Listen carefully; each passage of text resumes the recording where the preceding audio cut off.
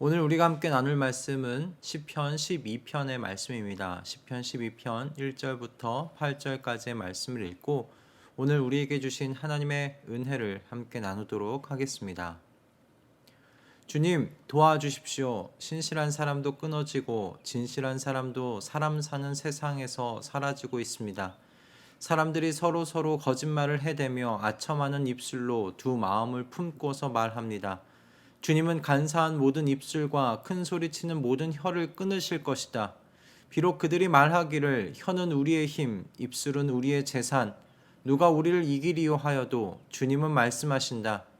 가련한 사람이 짓밟히고 가난한 사람이 부르짖으니 이제 내가 일어나서 그들이 갈망하는 구원을 베풀겠다.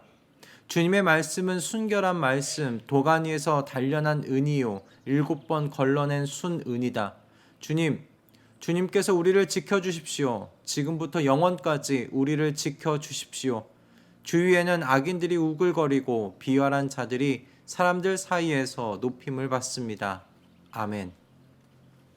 사람의 말에는 능력이 있고 힘이 있다는 이야기를 우리는 종종 듣고는 합니다. 그런데 그 능력이 있고 힘이 있다는 사람의 말을 우리가 얼마나 신뢰할 수 있는지, 믿을 수 있는지를 되물어본다면 이내 그 말을 했던 사람이 조용해질 수밖에 없지 않을까 생각이 들어요. 말에는 힘이 있지만 사람의 말을 절대적으로 신뢰할 수 없는 세상이 또한 사람 사는 세상이 아닌가 생각이 듭니다. 이처럼 생각하게 되는 이유는 우리 주변에서 얼마든지 자신의 상황이 불리해지기만 하면 그 말을 뒤집는 사람들의 이야기를 쉽게 찾아 들을 수 있기 때문에 그렇습니다. 그래서 대화를 녹음해 두기도 하지 않습니까? 이렇게 녹음하는 이유는 다른 것이 아니라 말을 바꾸려 할 때 증거로 제시하기 위함일 겁니다. 하지만 그리 멀리 갈 필요도 없을 것 같아요. 내 자신을 생각만 해봐도 우리의 말이라는 것이 얼마나 부서지기 쉬운 모래성과 같은지 우리 스스로 잘 알지 않습니까? 내 자신에게 했던 말 또는 가장 가까운 가족에게 했던 말 중에서도 우리가 지키지 못했던 말들이 얼마나 많습니까? 물론 악의적인 마음으로 지키지 못했던 것은 아니죠. 우리 자신이 어찌할 수 없는 상황 속에서 지키지 못했던 경우들이 많을 겁니다. 그런데 그런 모든 상황들, 그것이 의미하는 것은 우리 스스로 우리의 말을 지킨다는 것이 얼마나 어려운 일인지 그것을 증명해 주는 그런 이야기들이 아닐까, 상황들이 아닐까 생각이 듭니다. 오늘 시편의 주인공인 다윗이 바라보고 있는 세상도 사람의 말을 신뢰할 수 있는 세상이진 않은 것처럼 보입니다. 다윗은 하나님께 지금 이 세상에 신실한 사람도 진실한 사람도 끊어지고 있다고 말하고 있습니다. 그 말은 그가 살고 있는 세상이요 서로를 신뢰할 수 없는 세상이 되어가고 있다는 자신이 살고 있는 세상에 대한 고발이라고 할 수 있겠지요. 그가 고발하고 있는 세상은요 서로 거짓말하는 세상입니다. 두 마음을 품고 살면서 나의 유익을 위해 서로를 속이는 세상입니다. 그렇기에 어찌 생각해 보면요 이 세상 속에서 신실한 사람, 진실한 사람은 오히려 손해를 보고 상처를 받는 세상이라고 할 수 있겠죠. 발언권이 없는 약한 사람, 가련한 사람들은 짓밟히며 사는 세상인 겁니다. 이런 세상 속에서 다윗이요 소망을 가지는 이유는 단 한 가지입니다. 하나님의 말씀 때문입니다. 다윗에게 하나님의 말씀은 순결한 말씀입니다. 도가니에서 7번이나 걸러낸 순은과 같은 말씀이랍니다. 성경에서 여러분 7은 완전한 숫자죠. 그렇다는 건 하나님의 말씀은요 완전한 말씀이라는 거예요. 어떤 이물질도 섞여 있지 않은 순은과 같은 말씀이라는 것이죠. 그러므로 주님께서 가련한 사람이 짓밟히고 가난한 사람이 부르짖으니 이제 내가 일어나서 그들이 갈망하는 구원을 베풀겠다라고 말씀하셨다면 주님은 그 말씀 반드시 이루신다는 겁니다. 하나님께서도 이사야를 통해 다음과 같이 말씀하셨지요. 비와 눈이 하늘에서 내려서 땅을 적셔 싹이 돋아나 열매를 맺게 하고 씨 뿌리는 사람에게 씨앗을 주고 사람에게 먹거리를 주고 나서야 그 근원으로 돌아가는 것처럼 나의 입에서 나가는 말도 내가 뜻하는 바를 이루고 나서야 내가 하라고 보낸 일을 성취하고 나서야 나에게로 돌아올 것이다. 아멘. 하나님께서는 분명 당신의 입에서 나오는 말씀이 반드시 성취를 이루고 나서야 하나님 자신에게 돌아올 것이라고 말씀하십니다. 또한 성경 안에 모든 하나님의 사람들도요, 주님의 모든 말씀이 순결한 말씀이라고 믿음 가운데서 말하고 있어요.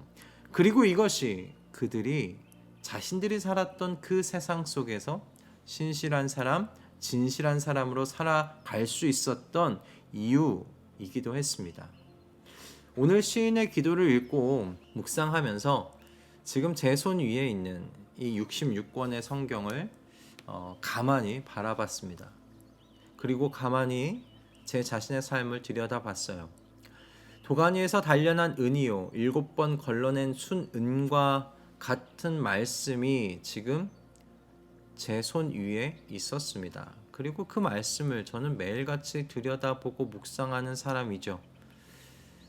그래서 생각해 보는 겁니다. 순결한 말씀을 소유한 그리스도인으로 나는 신실한 사람, 진실한 사람으로 세워져 가고 있는지 말입니다. 신실한 사람, 진실한 사람이 손해를 보는 것이 명확해 보이는 세상이 시인이 살아갔던 세상이었어요. 주위에는 악인들이 우글거리고 비열한 자들이 사람들 사이에서 높임을 받는 세상이라고 시인이 말하고 있기 때문에 그렇죠. 그러나 이런 세상 속에서도 시인은요, 신실한 사람, 진실한 사람으로 남을 수 있었습니다. 그럴 수 있었던 건 그가 소유한 주님의 말씀이 순결한 말씀이었기 때문이에요. 주님의 말씀은 불완전한 사람의 말, 불순물이 잔뜩 끼어 있는 사람의 말과는 다른 말이기 때문입니다. 여러분들에게 하나님의 말씀은 어떤 말씀이십니까? 시인과 같이 주님의 말씀은 순결한 말씀 맞습니까? 도가니에서 단련한 은이요 7번 걸러낸 순은과 같은 말씀이신가요? 오늘날 그리스도인이라는 말이 그 사람은 믿을 만한 사람이야, 진실한 사람이야 라는 타이틀이 되지 못하고 있는 그런 세상입니다. 더 쉽게 들을 수 있는 말은 교회 다닌 사람이 더 욕심도 많고 더 거짓말도 잘한다 라는 수치스러운 말들이죠. 사실 그리스도인은요, 여러분 두 마음을 품을 수 없는 사람들 아닙니까? 자신의 혀를 나의 힘이요 재산으로 삼을 필요가 없는 사람들 아닙니까? 나의 유익을 위해 거짓말을 하며 상대를 속일 필요가 없는 사람들입니다. 왜 그렇습니까? 그리스도인이 소유한 하나님의 말씀은요, 반드시 이루어지는 순결한 말씀이기 때문에 그렇습니다. 하나님께서 하나님의 입에서 나온 모든 말씀을 반드시 이루십니다. 그러므로 시인이 만난 세상을 저와 여러분이 만나더라도 그 세상 속에서 끝까지 진실된 사람, 신실한 사람으로 살아가는 우리가 되십시다.